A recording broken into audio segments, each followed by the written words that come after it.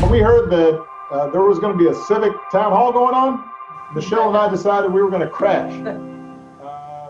That's former U.S. President Barack Obama and his wife zooming into a high school civics class. They surprised these students in Chicago, encouraging them to stay engaged and reminding them the power they have and the role they play in the future of the country and in democracy. It is an uncertain time for Canadian university students, too. COVID-19 has forced many post-secondary schools to change the way they will be offering classes in the fall.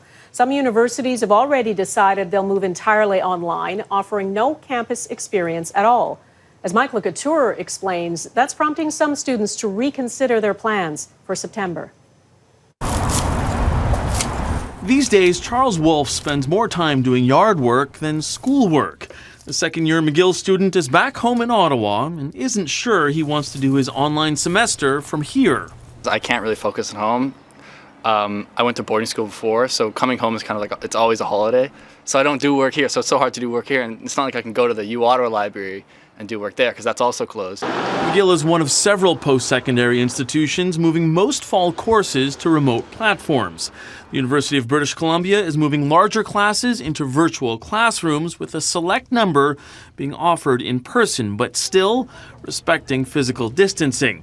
The Western University is also leaning towards a mixed model.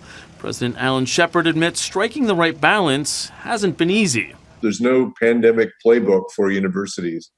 It's very complicated. It's huge. It's hundreds and probably thousands of logistical decisions. Very, very complicated. And students feel the struggle too. I can't go in and talk to a person, ask them questions personally. It's all over video. And you can't show your laptop to a professor on video if the laptop is the video.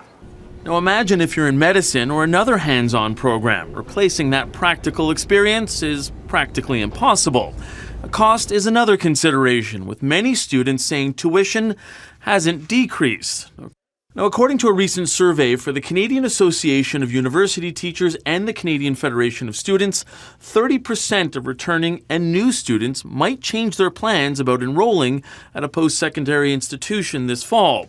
That includes Amina Shakil, who is supposed to start university in a few months. I had it all planned out, like the school I wanted to go to, the program, the residence I was applying for. And then when I found out that most schools were going to be online, it kind of just threw off my plan. And with so much uncertainty, so many students are unsure of where they'll be in just 3 months.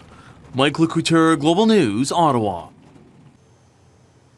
And that is Global National for this Wednesday. I'm Dawna Friesen. You know that saying, the grass is always greener?